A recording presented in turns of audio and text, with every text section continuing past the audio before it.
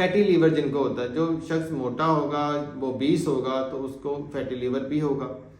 तो जब fatty liver होगा, बाइल ठीक से नहीं बनेगा तो चांसेस बहुत ज़्यादा हैं कि आपको गॉल ब्लैडर स्टोन हो जाए।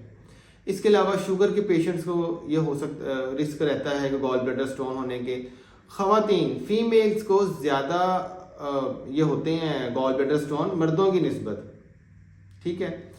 उसकी वजह कुछ प्रेगनेंसी में होता है, उनके कुछ हार्मोन्स डिस्टर्ब होते हैं, कुछ वो खाना मतलब बच्चे की हेल्थ अच्छी होने की वजह से खाना बहुत ज़्यादा खाती हैं, हाई कार्ब लेती हैं, जिस वजह से उनको गॉल ब्लैडर स्टोन होने के चांसेस बढ़ जाते हैं। इसके अलावा जो बड़ी उम्र के अफराद होते हैं उनके अंदर भी गॉल ब्लैडर का फंक्शन डिस्टर्ब होना शुरू होता है और उनको अंदर भी ये चांसेस होते हैं कि उनको गॉल ब्लैडर स्टोन हो जाए। अगर किसी की फैमिली हिस्ट्री में गॉल ब्लैडर स्टोन है, उनकी मदर को फादर को गॉल ब्लैडर स्टोन है या उनकी हिस्ट्री में है, तो इस तरह के जो उनके बच्चे होते हैं उनके अंदर भी गॉल ब्लैडर स्टोन होने के चांसेस होते हैं।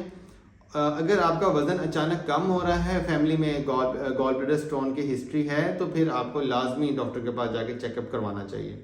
वजन ज़्यादा होना या अचानक से कम होना भी गॉल ब्लैडर स्टोन की तरफ सिम्टम है कि आपको गॉल ब्लैडर स्टोन हो सकता है।